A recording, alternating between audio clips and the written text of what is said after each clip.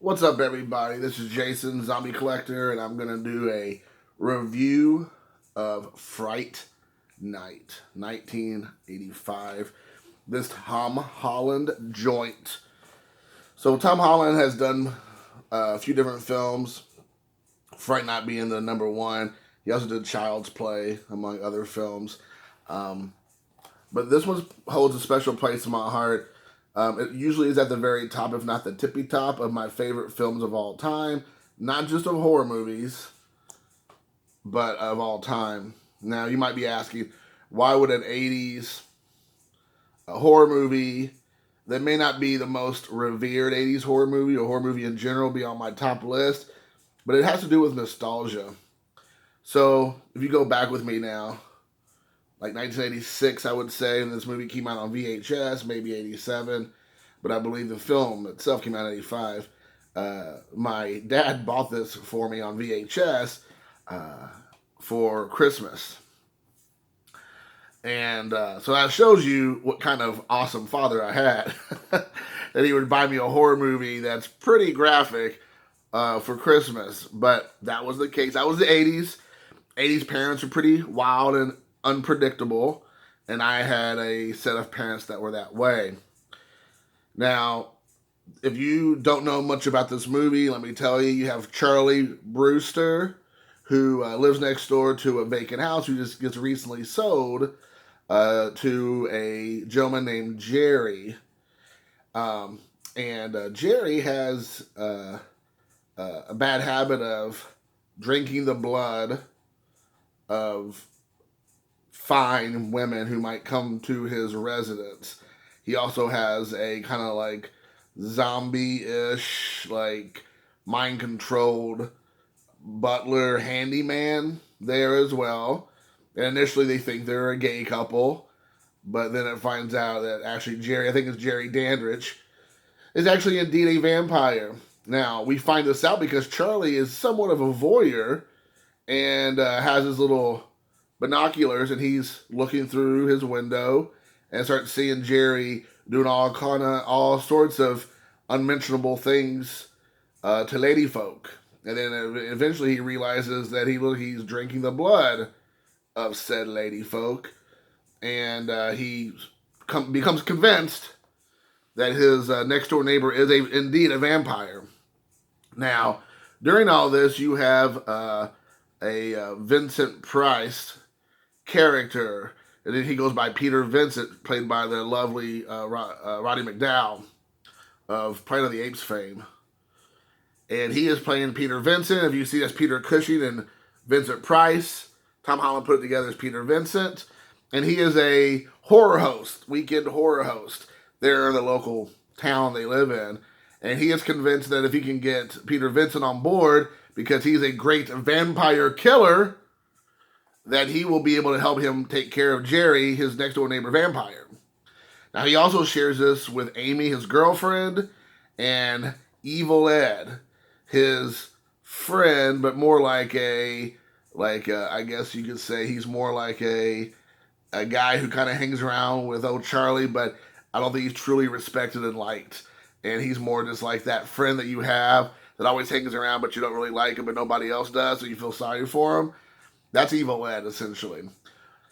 So he finally convinces Peter Vincent. He finally convinces Peter Vincent to go with him to Jerry Dandridge's house after he initially told the police. The police go, and they are able to show through some shenanigans that he is not indeed a vampire. Because they said initially the women are just coming up missing, and Jerry's the one involved. The police show up based on that lead by Charlie, and of course they convince the police that Charlie's full of crap, and they're like, "Get out of here, kid." So they finally convince Peter Vincent with Amy's money to come and help out, to prove to Charlie that his next door neighbor, Mr. Dandridge, is not indeed a vampire. So Peter Vincent goes only because of money, and he finds out right before they leave that Jerry doesn't have a reflection in his little prop mirror that he had off the set of one of his horror films, and then becomes convinced, unwillingly and begrudgingly, that indeed Jerry is indeed a vampire. So that's kind of where the shenanigans kind of start, because that point forward, they kind of join forces and try to get rid of Jerry as the vampire next door. It is an absolute wonderful film. I don't want to get too much into the details of the second act, where they really, pretty much, come face to face with true and absolute terror. But you definitely have an opportunity to see some awesome 80s um, special effects. There's 80s music in there I absolutely love. You got the Jay Giles band play some music in there. It is an awesome film. There's a couple twists and turns you don't see coming, which I love about it. And because I think everybody should take a look at that movie as much as one can. Um, it is a true snapshot of the 80s, a time capsule, if you will, of the 80s. It has, the lingo.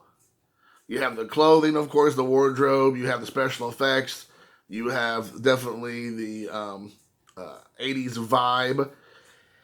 It's not super gory. I don't want to make it sound like it's a really gory film. It's not gory. It definitely has some scare moments. But the thing that really sticks out to me is when I was a kid, there's a couple of scenes in the movie that are so terrifying. And I feel like that was a good job that Tom Holland did, because he took comedy and mixed it with horror. And very few people can do that successfully. Some movies, I feel like they don't know if they're a horror movie or a comedy. And that becomes problematic. But Tom Holland was able to strike a good balance of some of the comedic elements and to kind of lighten the mood to when some of the real horrific things happen. And there are some horrific things that do happen. Like, not everybody comes out of here unscathed. There's a lot of trauma happening on screen. And I highly recommend seeing it. But there's one scene in particular with Amy that happens, and it's so terrifying that young, 8-year-old Jason or whatever, 9-year-old Jason, however old I was when I saw this movie for the first time, was so scared.